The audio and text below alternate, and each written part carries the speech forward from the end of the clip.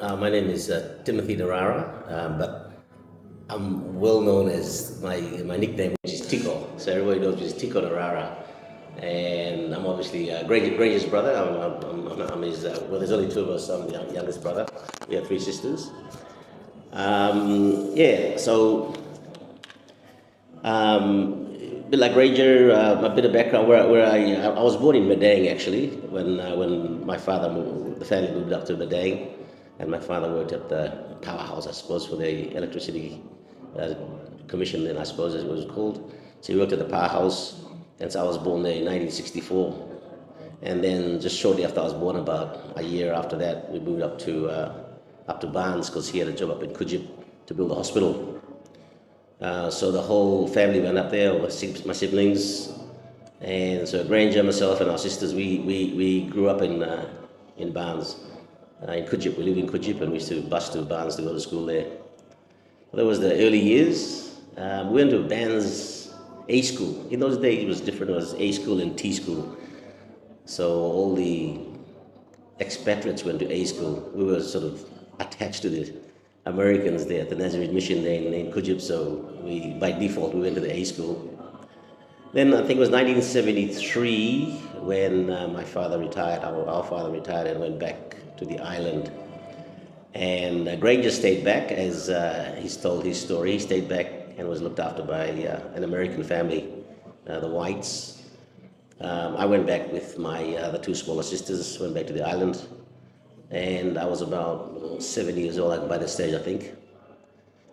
So I went back and we went to Esala, back to Milne Bay. So we settled in Esala, and I finished my schooling there. So grade 5 and grade 6, I suppose, at the Esala Primary School at the time, Primary T School. And then later on, after independence, all the names changed to community schools. So primary T school, and then I did grade 6, and then I think I was 13 years old. Yeah, so I was about 13 years old when we finished grade 6, and then in those days there was only 4 high schools in Milne Bay. There was Wesley High School, Cameron and Agita, which are located in Alotau. Wesley was in Salamo, and Holy Name, which is Dobura. So I went to Wesley High School, just another island. So I basically left my parents' home at 13. So I was a boarding student from that point onwards. So I went to Wesley High School, did grade 7, 8, 9, and 10. And I just want to reflect on something in those days. Our school fees was paid by food. So I can recall, I think the school fees was 100 kina per year. So we had to come up with 20 kina in cash, but the other 80 kina was in food. So we learned, as soon as I was 13 years old, go to Wesley High School, and you had to have a minimum of 3 gardens, 10 by 10 meters, and then you grew your produce and you sold it to the mess. So tapioca was 4 toya a kilo, sweet potatoes were 5 toya a kilo, bananas were 4 toya a kilo, and yams was 8 toya a kilo. Obviously yams, you only get one harvest per year, so nobody planted yams, but we planted a lot of cassava and a lot of cacao. And as a result, that's what fed us in boarding school. And to this day, I actually maintain a garden in Alotau, believe it or not. It's from what I did when I was 13 years old. So we paid the other 80 kina in produce. And that's one thing that's really missing right now. A lot of our boarding students, I will later cover that, but I've been around Milne Bay quite a fair bit, and a lot of them still eat rice when the times have changed. But anyway, I did grade 10, so that was in 1980, and I was expelled. So believe it or not, I was actually expelled from school for misbehaving. So I actually went to Samurai Island to try and become a sailor. So I was in Samurai trying to become a sailor and trying to get on a ship and go and see the world. And the thing that saved me was just before I got expelled, we sat for the exams. So the exam results had already come to Port Moresby, and Port Moresby did not know of my misbehaving in Wesley High School. So when I was expelled, as far as Port Moresby was concerned, I passed. So while I was in Samurai, on Radio Milne Bay, they announced for me wherever I was in Milne Bay to get back to Esala and pick up a ticket and fly here to Port Moresby to do grade 11 and 12. So that was my break, my out. So I did that. I flew back to, I got a boat and I went back to Esala, and a ticket was waiting for me at the district office. So I got that and I flew to Port Moresby and I did grade 11 and 12 at Sogeri. There was 81 and 82. And then after, that's where I met my wife in 82. And then I went back, after 80, I graduated from grade 12 in Sogeri. And I didn't have good enough marks to go to uni. So I joined the military straight away. I was 18 years old when I joined the PNG Defence Force. So 1983, I started training in Egan Barracks as an 18-year-old to be an officer. And I spent 83 and 84 at Defence Academy in Egan Barracks, just outside Lae. And that sort of molded me and gave me the discipline and grounded me, if you will. I graduated as a second lieutenant in the Army, as an infantry officer. And then there was an opportunity to be a pilot, to become a pilot. In those days, we had the Defence Cooperation Program with Australia, and it was offered that any officer that just graduated and you sit through a few tests, and if you pass, you can go and be a pilot. And it was a really no-brainer, because if you didn't do well, you still came back and as an infantry officer. So I said, I'll give it a try. So I did. I went down to, I came down to Moresby and did all the aptitude tests, the medicals, the fitness tests, and I managed to pass it. So I went down for a pilot's course with a few cadets. There was Lieutenant Eddie Nigea, Ron Hosea, and a few of my other course mates, the late Leslie Sefuve, who passed away a few years ago in Irian so we went down for the pilot's course in 1985, attached to the Royal Australian Air Force in a place called Point Cook, just outside Melbourne, Australia. So we trained on the CT4s. Then from there we went up to Oakey, just inland of Brisbane, at an army base there, and we did a conversion onto the Nomads. And after that, only Eddie Nigea and myself from our course of 6, we passed and we came back. So we started flying Nomads for the PNG Defence Force. This was late 86. So I flew for the Defence Force 86, 87, and then just after probably 1987, I went down for an instructor's course. And I passed that instructor's course. So I went back to the same school that I had graduated from, and I started instructing at that school with the Royal Australian Air Force. So we instructed basically all the Air Force pilots, Navy pilots, Army pilots, plus our own PNGDF pilots that came through. So I did a year of that. Then I came back when the Bougainville War had just kicked off in the late 80s, 89. So in 1990, I came back to the country and spent a month just settling in. And January 9, I was back out to Nissan Island, and we're into the crisis. So I flew Nomads based out of Nissan Island not Nomads, Aravas, based out of Nissan Island for a while, and then from there we moved down to Buka. I ended up becoming the detachment commander, and then also the air liaison officer when General Singarok was our task force commander. So I worked for Singarok a fair bit. General Singarok actually was my senior instructor when I went to the Defence Academy. So I don't know whether he took me well, but I knew that he trained me. So when I went to work for him, I think he was quite happy that I was on his team at the time. I became his liaison officer, based out of Lolaho for a while, and just flying Bougainville in Bougainville. That's another chapter, of course. From there, in 1994, I left the Defence Force. So, mid 1994, I was promoted to major. So early 94, and then mid 94, I left the Defence Force, and I joined Air Niugini in June 1994.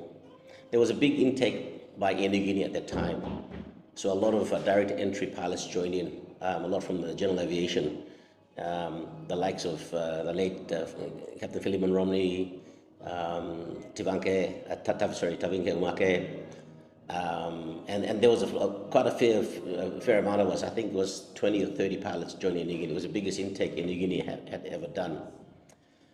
Danny Wanma and myself joined in '94, and under the F-28. So flew the F-28 for a few years as a first officer, and then Air Niugini was purchasing the Dash 8, the 200. So we were one of the first ones that went down for the course in Toronto. So went over to Toronto and did our Dash 8 course. I did a command upgrade at the same time. So we did the course. We came back, and then I flew the Dash 8 in the country for about 18 months as a commander. Most of the job was in Lihir, up in Chimbu as well. And then I think it was 1997. Granger was in Dubai at the time. He had already been there for something like 8 years by this stage, and I went over to visit him. And when I got there, it was a pretty good gig actually. So Granger made a few moves, opened a few doors. He said, "But once I open the doors to get to interview, but the interview is yours." So I went across and did an interview with Emirates, and I passed the interview. So the next were the psych tests and of course the simulator tests and the medicals. So managed to pass all that, and then I joined Emirates in June 1998. Straight on 310, so it was quite a big step. I was a Dash 8 captain here, and went up straight to a wide body A310. So I did my course on a 310, became a first officer, and I flew that for 2 years, because in 98, and then in 2000, just after the millennium, I did a command upgrade on a 330, and that was quite a big step for me, coming straight from the Dash 8, wide body for only 2 years, on the right seat. And of course the 310 was flown with a control column, as opposed to the 330 was a side stick, all fly-by-wire airplanes, and what's in front of you was just a table. So that was quite a big step for me on the fly-by-wire technology. But we managed to pass that, and then so I flew the 330s, 340s, and eventually the 380s over a span of 23 years. The 380 was probably my biggest achievement, I suppose. I became the first Papua New Guinean to be licensed on the 380, and I clocked over 8,500 hours on them over 10 years. I wasn't. There's rumors going around that I was the first Pacific Islander, but no, that actually goes to a Samoan friend of ours, and he was with Emirates as well. So he was the first Pacific Islander, but probably the first Melanesian, I guess, was myself. So we flew the 380 for a while, and then COVID arrived in 2019. However, I had been indicating that I wanted to leave Emirates when my third son, who is now in university, when he finished high school, and he was going to come to Australia for university, which was going to be in 2021. So in 2017, I came back and I was renovating my house in Alota, which I'd had for 20 odd years. So with the intention of coming back when COVID hit. So that was our perfect opportunity to pull up stumps and come back, which we did. So we came back in the end of 2020, and I went to Alota, settled down there, and I was just going to finish whatever I had to do, and then eventually get back into the aviation industry again in some capacity. I got back, and those that didn't know, in 2022 I attempted the I had a look at politics as well. For me, it opened up my eyes. I actually went around the province, and although I'm from Milne Bay, I didn't travel much in Milne Bay, and I don't think many Milne Bayans would have done the same. But that venture forced me to go all the way up from Bayawa, which is the border between Milne Bay and northern Ora province, which is Ijibitari area, all the way that Cape Vogel down towards Wedau, and all the way up to the border here near Gadaisu with Central Province, also including the islands, Trobriand Islands, Woodlark, Budi Budi, and all the way down the Calvados chain down towards Misima, Woodlark, Sudest and Russell. And it opened my eyes. I saw a lot of beautiful places. I saw how the people lived, and it gave you a perspective, I guess, from coming from 20 odd years, 23 years living abroad in a different world into this kind of world, which is really eye-opening for me. So I did that in 2022, and then 23 I got on a few boards, and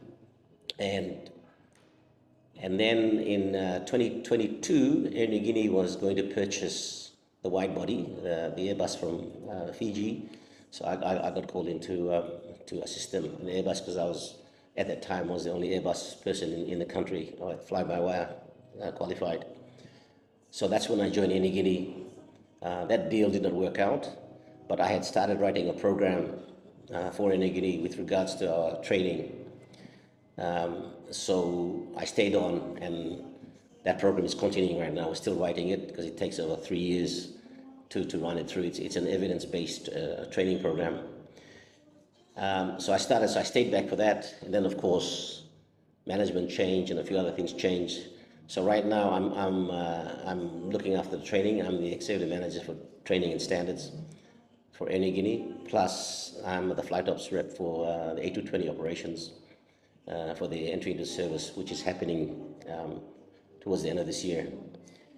So as a result, I spend most of my time either we're working here closely with our regulator, which is very accommodating, CASA PNG, and so I got a pretty good relationship with them, and also I do a fair bit of work out of Montreal with Airbus.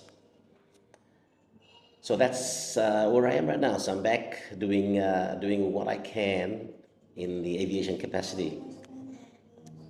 Right. Yes. Okay. So, going back to your time flying the A380, what were Yes. the challenges and highlights of flying the A380? Well, for a start, it is a big airplane, and the max takeoff weight of the airplane is 570 tons. So that's 570,000 kilograms. So, and our fuel consumption rate, just to put it in perspective for some people, is 12 tons an hour. So 12,000 kilograms per hour of fuel is what we consume. I think if you calculate that, it comes down to about 6,000 liters or some silly figure. So there's a lot of so those figures alone just was hard to grasp. We carried the configuration Emirates had carried between 550 to about 630 passengers, depending it's a 3 class or a 2 class, and it was a big airplane. So one of the challenges was getting the numbers right, getting the figures right, and there was double check and double check. The beauty about the 380 though is that because it's so big, wherever you land, or you will be taxied off the runway first to get you out of the way, because you're just blocking everybody. So there's no delays for the 380. Or as you taxi out, you will be taxied first to take off, and then everybody else can fight for a slot. So that was one of the best things I liked about the 380, is that you were given priority. Yeah. Okay, so how did your time flying internationally with Emirates broaden your perspective on aviation and its global impact? I mean, for a start, Emirates had a level playing field. They didn't care what color you were, what language you spoke, what gender you were. As long as you can fly from point A to point B safely and within the realms of their specifications, they would pay you the same. And that was one thing I realized from there, that everybody was treated equal, and they just wanted a professional, but they expected a lot from you. They expected you to perform. On the other side, in here, it was not performance based. We are bit of the one talk system goes around a lot. There's a lot of the big man syndrome. We also have the, if I may use the term, the white man syndrome, where we don't give things on merit. So that's one thing I found out from day one in Emirates, was that they had a level playing field. So, what was it like to retire and then return home to Papua New Guinea after such an illustrious international career? Yeah, you know, it wasn't so much of a big thing for me because I came home every year. Every year I did come home, and I actually came home and I went to Alotau, and that's why I still maintained my property in Alotau when I saw my mom and dad.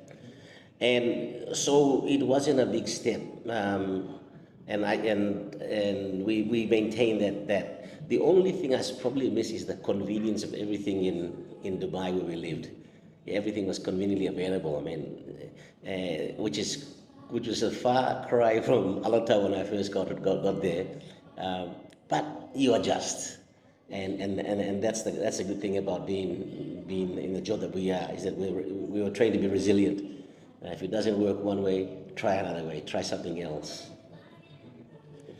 Okay, so now that you're back in the country, how do you feel about the advancements in PNG's aviation industry compared to when you started? Yes, you know, I watched Granger's interview as well, and I agree with him totally. The difference is so vast from the 80s and 90s when we flew here to now we come back to the 2000s, 2020s onwards. Everything has sort of deteriorated, and it's been accepted as a new norm. A classic example is just, if you look at when we left in the 90s, Air Niugini had a flight, PX 128 and 129. And 128 used to take off from Mosby, I think went to Leh. Then from Leh, it was just getting dark. So from Leh to Medang was the last night flight, and then Medang to Wewak was a night flight. So it landed around about 7, maybe 8 o'clock at night. And then the next day, it will return again, departing at first light to come back. So there was lights in Medang, lights in Leh, lights in Najib, but we let that deteriorate, and then we accepted it. So Air Niugini had to adjust its schedule. We took the lack of services as a new norm, rather than fixing the current service that we had and improving them. We just accepted the failure and adapted to it. So as a result, most of the things, most of the aviation industry deteriorated. And Granger did a really good talk about Talair, because he flew with Talair in the GA world. And as you can see, that was a huge, it had a huge impact on us, on the transport industry here. And when Sir Dennis Buchanan pulled out his airplanes, it almost collapsed to nothing overnight.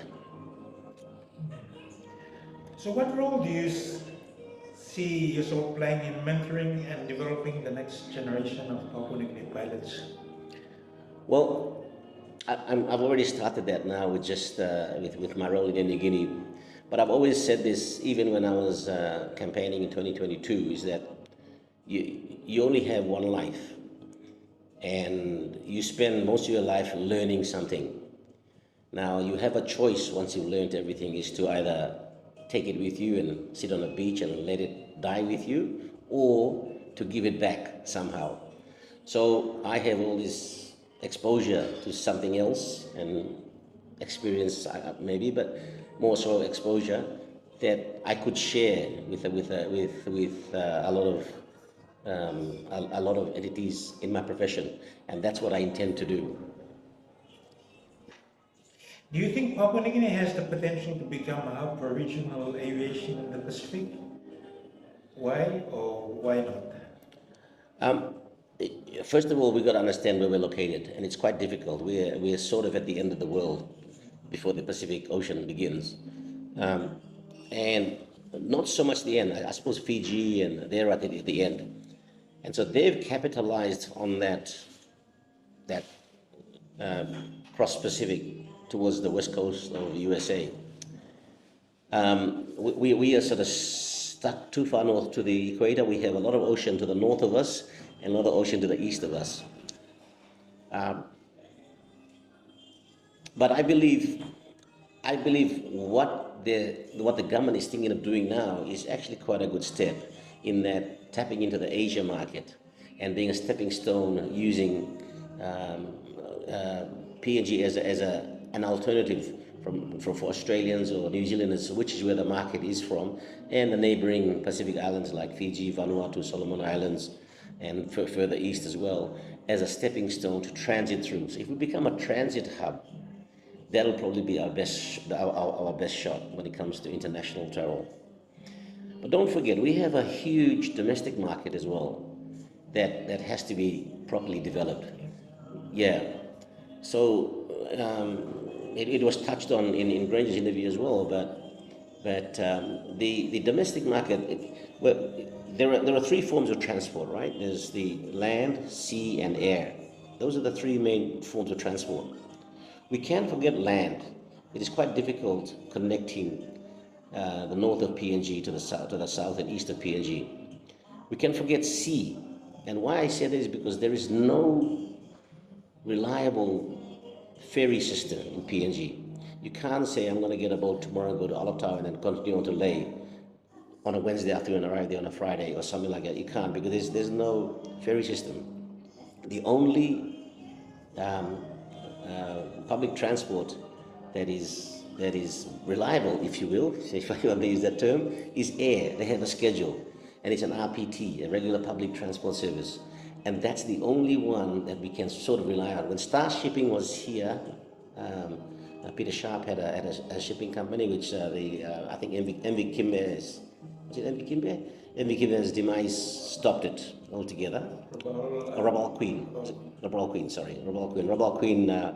that unfortunate accident, but that was the stepping stone to a regular scheduled maritime transport, which didn't happen.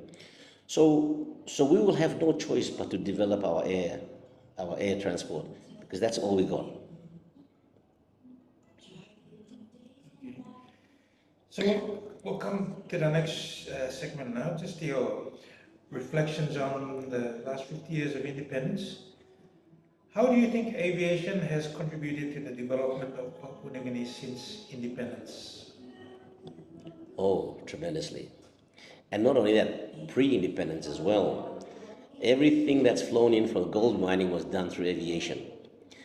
Those of you can remember Bulola, all those, if you go up there and see the dredges, that was all aviation. And since then, everything that's or most of the stuff, I should say, that's up in Moro was flown in by the Antonov, by the AN-124, and Moro was built specifically for that. So most of our development is by aviation. Connect PNG is doing a bit to assist, but it seems that aviation will still linger, and it will still help us moving into the future. There are some downfalls to it, though, and I mention this because I'm from Milne Bay, and in Milne Bay, for example, it is difficult now to introduce an airline system in Milne Bay because there are so many other modes of transport in the form of dinghies, and the past governments with the DICP and the PSIP, literally almost every village, every household has a dinghy. So introducing an air transport system on the islands is quite difficult. The people can't afford it. They'd rather travel by dinghy. So that's about a restriction there. But when you take Agaon, for example, we're talking about Milne Bay. Again, definitely needs an air transport system because the roads, you can build it, but it'll deteriorate again after the rains. Okay. So looking back, what are the major milestones or achievements you've seen in the country's aviation and transport sectors? Um, I would say Air Niugini's transformation, I suppose, if you will, its growth into the wide bodies that it moved on to. There's a few airplanes that come and that have come, and I mean, there's a mix whether we should have kept them or whether we should not have. But the generally the aviation industry has actually deteriorated. Generally, I don't think there's a large milestone. We've done bits and pieces here and there, but that was we were forced to do it. Nothing we did was out of our own. I mean, we've got a really nice terminal, but it's a bit too small now for capacity wise.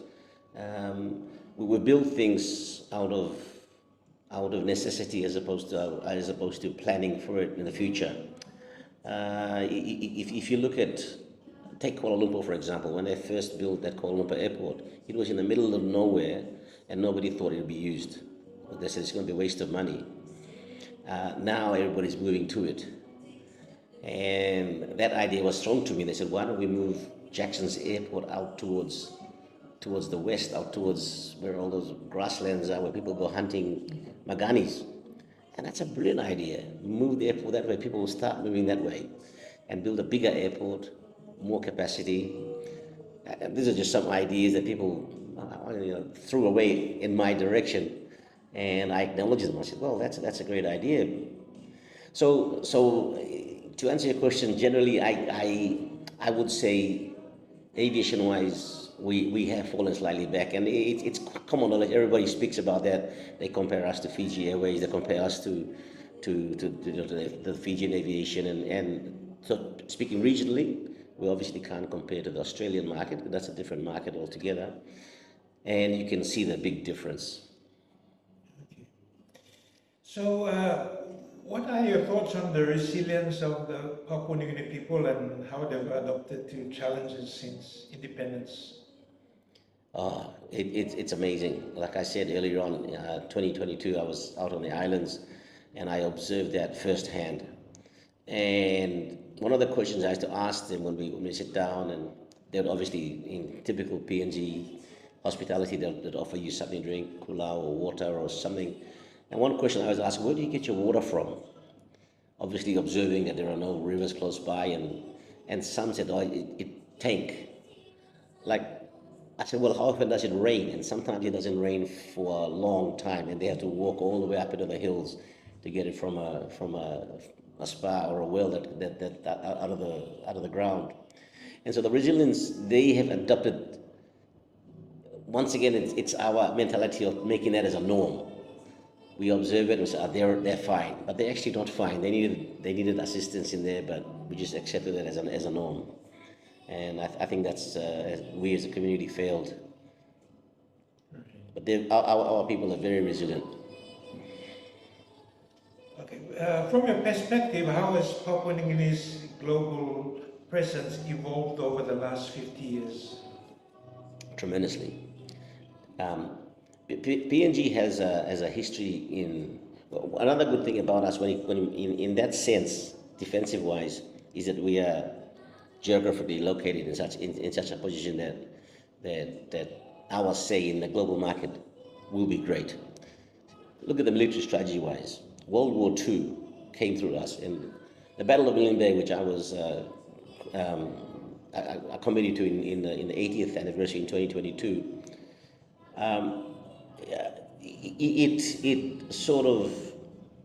It highlighted the fact how important PNG was and still is in that sense. The government is moving in the right direction, making all the right connections, and we've just got to maintain that, and we've got to maintain it to also give back economically as well to the people. How? That's another question.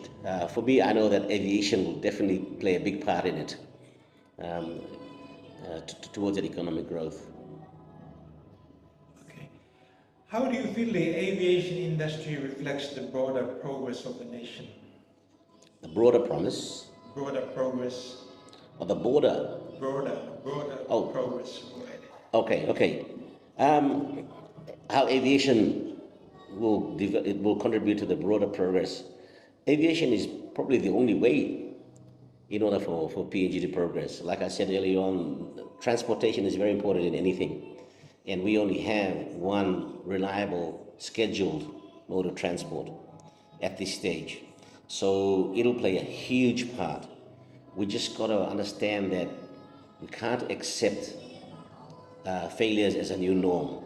If a tree grows too high, if there's a pothole, we have to fix it immediately and then move on to maybe make it a runway longer or a taxiway wider or put lights or something. But we can't accept a failure as a new norm and say, okay, guys, from now on, this is going to be the new norm. It's going to be shorter. It's going to be amended to allow for that little failure. So we've got to change our mentality to that. Okay, now I'll ask you for your thoughts for the next 50 years, Captain. Captain, what is your vision for Papua New Guinea's aviation industry over the next 50 years? It'll grow. It'll have no choice but to grow, like I said earlier on. And what KCH and Air Niugini is doing right now in refleeting the airline and getting into next generation jets is a step in the right direction. Because don't forget, our population is growing whether we like it or not. We can't stay with the Fokker anymore. We can't stay with Dash 8 anymore. We've got to build bigger strips. We've got to bring bigger planes to move the people around. If we keep thinking small, we will be caught out in a not too far distant future. I believe the Department of Transport is moving in the right direction. I had a good chat with the Secretary for the Department of Transport, and they have some really nice ideas on what they want to do with regards to that. Okay, what infrastructure or policy changes do you think are critical for PNG's aviation sector to thrive in the future? We have to give them tax breaks again. There is a huge issue on fuel, as we know, and the operators have to have a tax break. A good friend of mine owns a helicopter company up in Hagen. He has to move his helicopters down here to Mosby, and he has a difficulty in maintaining his helicopters. When I was in Dubai, what he would do is I'd pay for all his spare parts in US dollars, and he'd transfer the equivalent into an account for me here in PNG, and that's how I helped him to expedite his spare parts. Now he's struggling a bit, and we have to give not only him but every other operator a tax break. MAF is doing a tremendous job, and SIL. They've got a few breaks, but they still suffer when it comes to fuel. They still suffer when it comes to the airports, the rural strips, and they still have a lot of problems. So how can aviation be better utilized to connect remote communities and promote economic development? We have to prioritize it. And like I initially mentioned about the mode of transports, we've got to prioritize it that way. That it's existing, it works, let's better it, let's make it better. So what's already there, let's make it better, and then the rest we can spread out and maybe start the next on shipping. Well, I used that as one of my platforms when I was campaigning in 22, that one of my first priorities for Millimeg would be a reliable transport system, so that a farmer could come down and know that he doesn't have to cut the banana down until Tuesday morning, because that's when the boat arrives, and then he can put his banana on a boat and take it to Alotau to sell it. Whereas now they cut it. He cuts it down on a Tuesday, but he waits till Friday, maybe the next week, before he can get a boat. So we just need a reliable transport system. What advice would you give to young Papua New Guineans aspiring to pursue careers in aviation or other global industries? Aviation will be here. Please keep trying. But you've got to put 100% into it. You can't go in it half-heartedly. A lot of people see it, they don't have the discipline to continue. They see it as oh, I've got it, I'll wear some Ray-Bans, I'll look cool, or and then they forget the fact that you are constantly studying, you're constantly trying to better yourself, and they reach a point where they say this is enough, and then they start deteriorating and going back. So you've got to constantly study and put 100% in. There is a worldwide shortage of pilots, and that doesn't exclude Air Niugini either. So Air Niugini is trying very hard to start its own cadet program, and we have a cadet program actually, but trying to get another one going and trying to groom its own pilots. So those that want to have a career in aviation, study hard and get your papers in, and you've got to constantly work at it. How do you think Papua New Guinea can use its aviation and tourism potential to position itself as a major player in the Pacific region? Like I previously mentioned, we have a geographical disadvantage, but the biggest thing that we have is the transit. And the transit from the region, which is, as I mentioned, the Pacific countries to our east, but also our biggest neighbor down south. There are a lot of people from there traveling to Asia, and they find that it's better to come up to PNG, to Port Moresby, transit through, and get a connecting flight to Singapore, Hong Kong, or onwards. And so we can capitalize on that. Hopefully, when Air Niugini replaces the 767s as well, and the market gets bigger, we will definitely we'll definitely tap into that. Okay, last question. As someone who has seen the world, what lessons can Papua New Guinea learn from other nations as it moves forward? Yeah, that's a good question, because that has a lot of fingers to it. But I guess the biggest thing which I saw was that most of the world are constantly upgrading what they have. I keep coming back to this. I know it sounds like a stuck record here, but it's accepting something that's gone bad. We have that tendency of doing that, and it's just in our nature, just the way we're brought up. Am I right? And don't worry about it. But actually, you should worry about it, even if it's a small thing.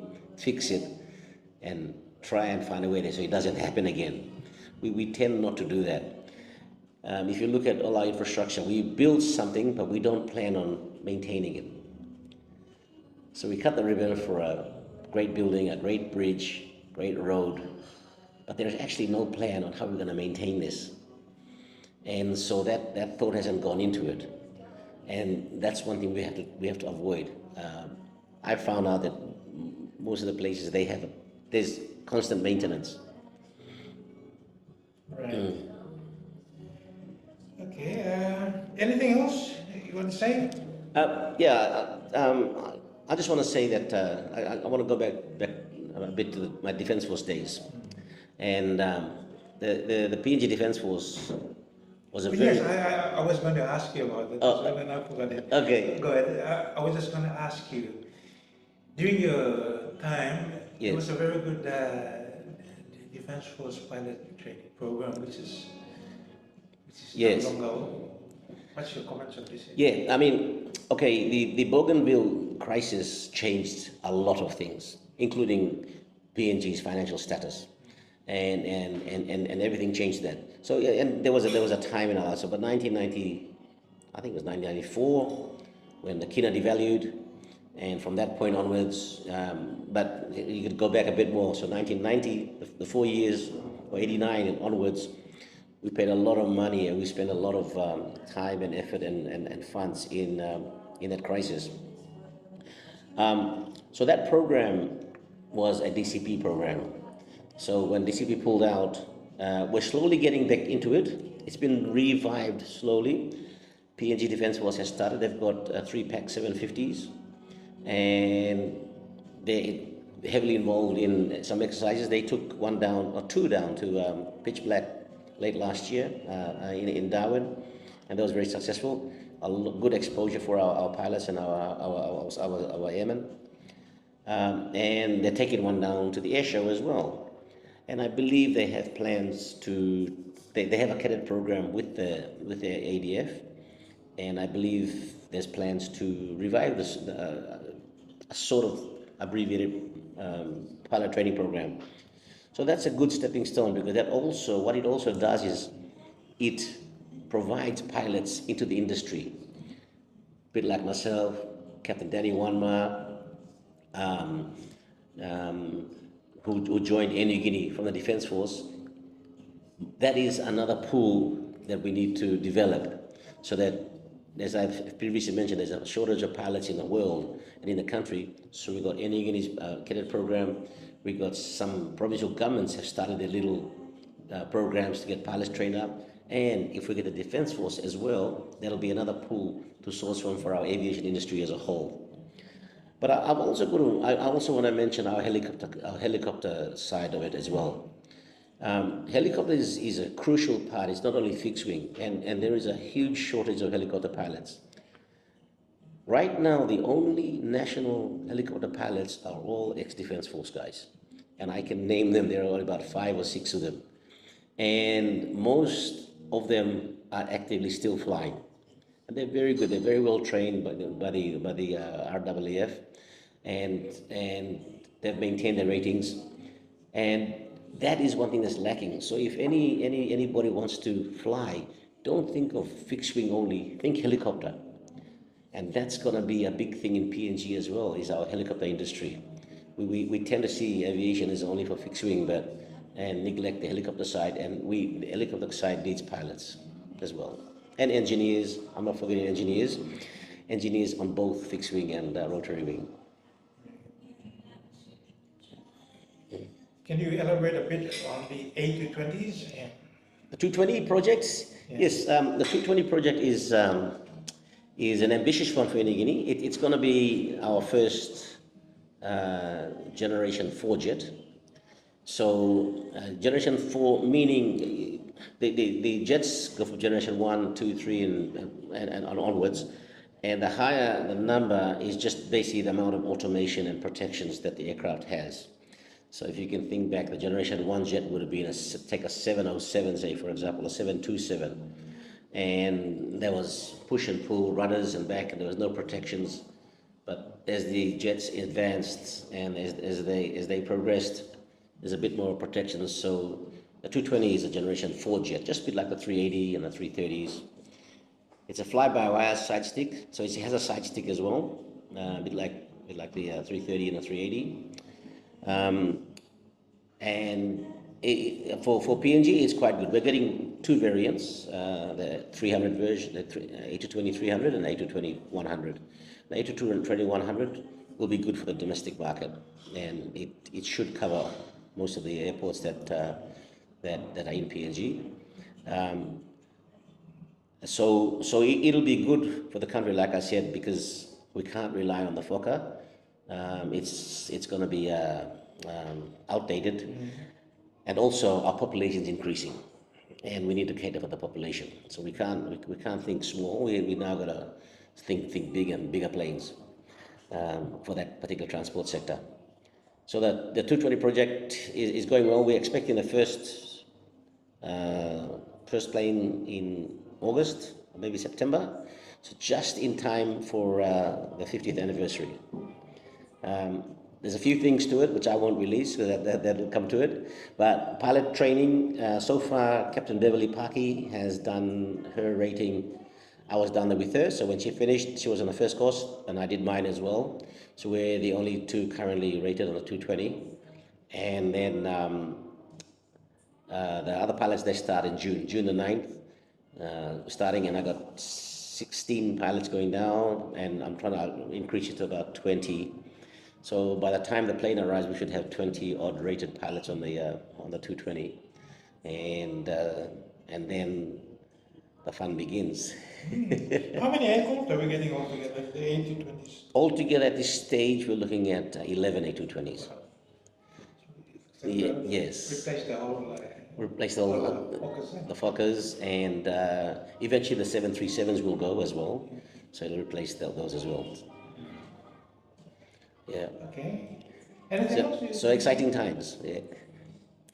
Anything else you want to say? Want to wish a happy Independence to everyone? Oh yeah, yeah. Yeah, sorry, we sort of diverged a bit by the Defence Force, but yeah. No, we did most of the Defence done already. Yeah.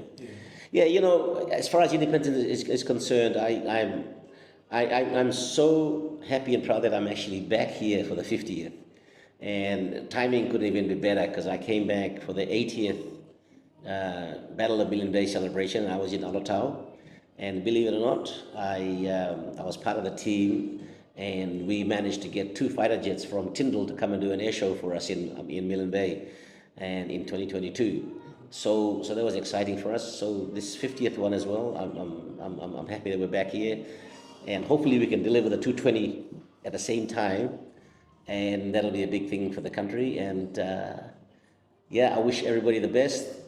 Those of the Prime Minister put it really well in his speech a couple of weeks ago, I believe, when he talked about preparation, start your preparations now for the 50th anniversary.